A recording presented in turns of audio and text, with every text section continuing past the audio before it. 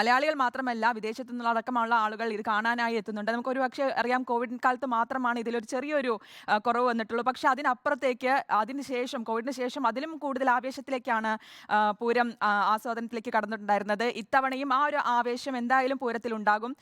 ഇത്തവണയും ആ ഒരു ആവേശത്തിലേക്ക് എത്തുകയും ചെയ്യും. എന്തൊക്കെ ഒരുക്കങ്ങളാണ് അല്ലെങ്കിൽ ക്രമീകരണങ്ങളാണ് ഇതുമായി ബന്ധപ്പെട്ടൊക്കെ ഒരുക്കിയിരിക്കുന്നത്? തീർച്ചയായും പൂരം അതിൻ്റെ സമ്പൂർണ്ണമായ രൂപത്തിലേക്ക് കടക്കുകയാണ്. നേരത്തെ ദീപക് സൂചിപ്പിച്ച പോലെ തന്നെ വലിയ രീതിയിലുള്ള ഒരുക്കങ്ങൾ ജില്ലാ ഭരണകൂടവും അതുപോലെ തന്നെ ദേവസ്വങ്ങളും ഒരുക്കിയിട്ടുണ്ട്. അതിൻ്റെ അവസാന ഘട്ടത്തിലേക്ക് കടക്കുന്നു. ചെറുപൂരങ്ങളുടെ വരവ് 7 മണി മുതൽ ഉച്ചതിരിഞ്ഞ് 1 മണി വരെ വടക്കുംനാഥ ക്ഷേത്ര സന്നിധിയിൽ ഉണ്ടാകും. അതോടൊപ്പം തന്നെയാണ് അതിന് സമാന്തരമായിട്ടാണ് തിരുവമ്പാടിയുടെയും പാറമേക്കാവിൻ്റെയൊക്കെ ക്ഷേത്രങ്ങളിൽ നിന്നുള്ള എഴുന്നള്ളിപ്പ്. പോലീസിൻ്റെ വലിയ രീതിയിലുള്ള സുരക്ഷാ സംവിധാനങ്ങൾ ഏർപ്പെടുത്തിയിട്ട് 3500-ലധികം പോലീസ് ഉദ്യോഗസ്ഥരെയാണ് സുരക്ഷയ്ക്കായി ഉപയോഗിച്ചിരിക്കുന്നത്.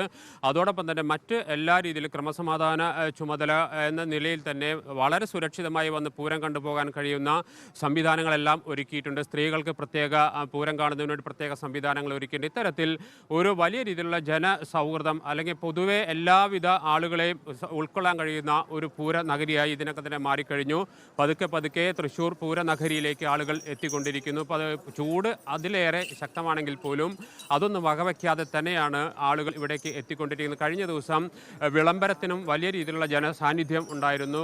ഇന്നലെ രാവിലെ ചമയ പ്രദർശനം മുതൽ ആരംഭിച്ച തൃശ്ശൂർ പൂരത്തിൻ്റെ ഓരോ ഘട്ടങ്ങളും വലിയ രീതിയിലുള്ള ജനപങ്കാളിത്തം വ്യക്തമായിരുന്നു. അതിൻ്റെ ഏറ്റവും ഉച്ചസ്ഥായിലേക്ക് കടക്കുക ഉച്ചതിരിഞ്ഞ് കുടമാറ്റത്തോടു കൂടിയായിരിക്കും. കുടമാറ്റം എന്നത് ഏറ്റവും വലിയ കാഴ്ചകളിലൊന്നാണ്. ലോകത്തെ ഏറ്റവും സുന്ദരമായ കാഴ്ചകളിലൊന്ന് എന്ന് രേഖപ്പെടുത്തിയിരിക്കുന്ന ഒന്ന് തന്നെയാണ് കുടമാറ്റം. അതുപോലെ തന്നെ ലോകത്തെ ഏറ്റവും സുന്ദരമായ സംഗീതങ്ങളിലൊന്നായി കാണുന്നതാണ് ഇലഞ്ഞിത്തറമേളം. ഇത്തരത്തിൽ ലോകത്തിൻ്റെ നിരവധി കാര്യങ്ങൾ സമ്മാനിച്ച ഏറ്റവും സുന്ദരമായ കാഴ്ചകൾ സമ്മാനിച്ച തൃശ്ശൂർ പൂരത്തിനായി നഗരവും അതുപോലെ തന്നെ ജനങ്ങളും ഒരുങ്ങിക്കഴിഞ്ഞു. നമുക്കിനി അതിനുവേണ്ടി കാത്തിരിക്കാം. ശ്രുതി, തീർച്ചയായിട്ടും നമുക്ക് അതിനായുള്ള ഒരു കാത്തിരിപ്പ് തന്നെയാണ്. ആ ഒരു ആവേശത്തിലേക്ക് കടക്കുക എന്നത് തന്നെയാണ്. ദീപക് മലയമേക്ക് ഒരുക്കുകൾ പോവുകയാണ്. ദീപക്, ആ ഒരു ആവേശം എന്ന് പറയുന്നത് ചെറുതല്ല. ഈ ചെറുപൂരങ്ങളാണെങ്കിൽ പോലും നമുക്കറിയാം തിരുവമ്പാടിയും പാറമേക്കാവും തമ്മിലുള്ള ഒരു മത്സരമുണ്ട്, അല്ലെങ്കിൽ ആ ഒരു ആവേശമുണ്ട്.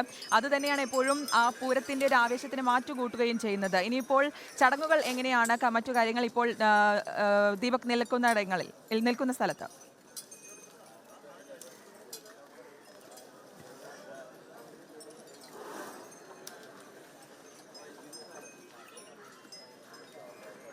ശ്രുതി, കാര്യമായ ചടങ്ങുകൾ എന്ന് പറയുന്നത് തൃശ്ശൂർ പൂരത്തെ സംബന്ധിച്ചില്ല എന്നുള്ളതാണ് ഒരു വസ്തുത. അങ്ങനെ ആചാര നിബിഡമായ കാര്യങ്ങളൊന്നും തന്നെ അങ്ങനെ പൂർണ്ണമായിട്ടുമില്ല. ഇത് ശക്തൻ തമ്പുരാൻ രൂപകൽപ്പന ചെയ്ത ഒരു പൂര എന്ന് തന്നെ നമുക്ക് വിശേഷിപ്പിക്കാം. കാരണം ഈ 10 പൂരങ്ങൾ, 10 ക്ഷേത്രങ്ങൾ ഇതിൻ്റെ അവിഭാജ്യ ഘടകമാവുകയും അവർ ഈ ഒരു ദിനത്തിൽ മേടമാസത്തിലെ പൂരം നാളിൽ തൃശ്ശൂരിൽ സംഗമിക്കുകയും ചെയ്യുന്ന ഏറ്റവും സുന്ദരമായ കാഴ്ച എന്നുള്ളത് തന്നെയാണ് തൃശ്ശൂർ പൂരത്തിൻ്റെ പ്രത്യേകതയെ നമുക്ക് പറയാൻ സാധിക്കുക. പ്രത്യേകിച്ച് നേരത്തെ ശ്രുതി പറഞ്ഞതുപോലെ തന്നെ പാറമേക്കാവ്, തിരുവമ്പാടി ഈ 2 ക്ഷേത്രങ്ങൾക്കാണ് ഏറ്റവും കൂടുതൽ പൂരവുമായി ബന്ധപ്പെട്ട പ്രാധാന്യം എന്നുള്ളത് നമുക്കറിയാം. ആ പ്രാധാന്യം പറയുകയാണെങ്കിൽ അതിൽ ചില പ്രത്യേക കാര്യങ്ങളിൽ അവർക്ക് മാത്രമുള്ള നിഷ്ഠകളുണ്ട്. പ്രത്യേകിച്ച് ഈ വെടിക്കെട്ടിൻ്റെ കാര്യമായാലും കുടമാറ്റത്തിൻ്റെ കാര്യമായാലും ഒക്കെ ആ 2 ക്ഷേത്രങ്ങൾക്ക് മാത്രമാണ് അത് അനുവദനീയമായിട്ടുള്ളത്. നേരത്തെ തന്നെ അത് നിശ്ചയിക്കപ്പെട്ടിരിക്കുന്നത് അങ്ങനെയാണ് എന്നുള്ളതാണ്. അല്ലാതെ ഈ പറഞ്ഞതുപോലെ വലിയ ആചാരങ്ങളോ അല്ലെങ്കിൽ അനുഷ്ഠാനങ്ങളോ ഇതിൻ്റെ ഭാഗമായി ഇല്ല എന്നുള്ളതാണ്. ഈ മതമൈത്രിയുടെ ഒക്കെ ഏറ്റവും വലിയ സംഗമ കേന്ദ്രം എന്ന് നമുക്ക് വിശേഷിപ്പിക്കാൻ പറ്റുന്ന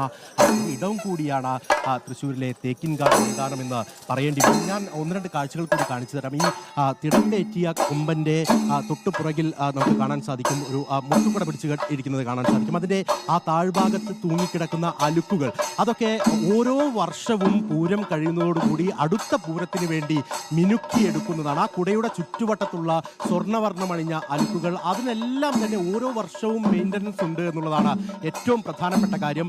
ഒരു പൂരം കഴിഞ്ഞു കഴിഞ്ഞാൽ പിന്നീട് കാത്തിരിപ്പാണ് അടുത്ത പൂരത്തിലേക്ക്. ആ കാത്തിരിപ്പിൻ്റെ ഓരോ ഘട്ടത്തിലും ഈ നെറ്റിപ്പട്ടത്തിലുള്ള ഓരോ ഭാഗങ്ങളും വളരെ സൂക്ഷ്മമായി അത് അണിയിച്ചൊരുക്കുന്ന നടപടിക്രമങ്ങൾ, ഒപ്പം തന്നെ ഈ മുത്തുകുടകൾ ഒരുക്കുന്ന ക്രമീകരണങ്ങൾ, ആലവട്ടവും വെഞ്ചാമരവും, അവിടെ മറ്റൊരു ആനപ്പുറത്തേക്കുള്ള കാഴ്ചകൾ കൂടി കാണിച്ചു തരാം. ആലവട്ടവും വെഞ്ചാമരവും എല്ലാം വെച്ചിരിക്കുന്നത് കണ്ടാൽ നമുക്ക് സാധിക്കും. ആ ആലവട്ടം ഒരുക്കുന്ന കാര്യത്തിൽ, വെഞ്ചാമരം ഒരുക്കുന്ന കാര്യത്തിലൊക്കെ ഇവിടെ കണിശതയോടുകൂടി കാര്യങ്ങൾ പൂരങ്ങളെ കൈകാര്യം ചെയ്യുന്ന നിരവധിയായ പൂര ആസ്വാദകരുണ്ട്, ആരാധകരുണ്ട്, ഇത് കൈകാര്യം ചെയ്യുന്ന ആളുകളുണ്ട്. അവരുടെയൊക്കെ ഏറെ നാളത്തെ പ്രയത്നത്തിൻ്റെ ഒരു ഫലമാണ് ഈ 36 മണിക്കൂർ മലയാളി ഇങ്ങനെ വളരെ സന്തോഷപൂർവ്വം ആഘോഷിക്കുന്ന തൃശ്ശൂർ പൂരം എന്നുള്ളതാണ് പറയാൻ സാധിക്കുക. അങ്ങനെ ഒരു കൂട്ടം മനുഷ്യർ ഒരുക്കുന്ന പൂരക്കഞ്ഞി അടക്കം ഏറ്റവും ഒടുവിൽ ഈ പകൽപൂരം കഴിഞ്ഞു കഴിഞ്ഞാൽ പൂരക്കഞ്ഞി വിതരണം ചെയ്തിട്ടാണ് തൃശ്ശൂർ പൂരം അവസാനിക്കുന്നത്. ആ പൂരക്കഞ്ഞി വരെയുള്ള സമയത്ത് നടക്കുന്ന എല്ലാ കാര്യങ്ങളും കൂട്ടുത്തരവാദിത്വത്തോടു കൂടി, എന്നാൽ അതേസമയം തന്നെ വലിയ തരത്തിലുള്ള ആവേശത്തോടു കൂടി ആരോഗ്യകരമായ മത്സരത്തോടു കൂടി നടക്കുന്ന ഒരു പൂരം, അത് ലോകത്ത് മറ്റൊരിടത്തും കാണാൻ സാധിക്കില്ല എന്നുള്ളതാണ് പറയാൻ കഴിയുക.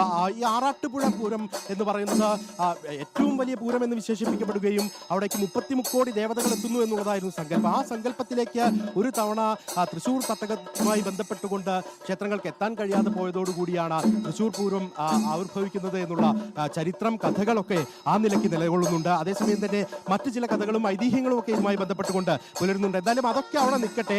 മലയാളിയെ സംബന്ധിച്ച് കാഴ്ച എന്താണ് എന്നുള്ളതാണ്. ആ കാഴ്ച എന്ന് പറയുന്നത് ഇങ്ങനെ വെളുത്ത കൊമ്പുകൾ മുന്നോട്ട് പിടിച്ച് തുമ്പി ഉയർത്തി ആളുകളെ അഭിവാദ്യം ചെയ്ത് ആ ഒരു മനോഹരമായ കാഴ്ചകളിലേക്ക് തന്നെയാണ് മലയാളികൾ ഇന്ന് കണി കണ്ടുകൊണ്ടിരുന്നത്. ഈ ഒരു ദിവസം മുഴുവൻ എന്തായാലും ആ ഒരു ആവേശത്തിലേക്ക് തന്നെയാണ് ഉണ്ടാവുക. അതിന്റെ സമഗ്ര കവറേജ് റിപ്പോർട്ടർ നൽകുന്നതാണ് തൃശ്ശൂർ പൂരത്തിന്റെ ആവേശത്തിലേക്ക്. ഒപ്പം തന്നെ ഇന്ന് എന്തൊക്കെ സസ്പെൻസ് ആയിരിക്കും കുടമാറ്റത്തിലടക്കം കാത്തിരിക്കുന്ന എന്നടക്കമുള്ള കാഴ്ചകളിലേക്ക് നമ്മൾ എത്തും.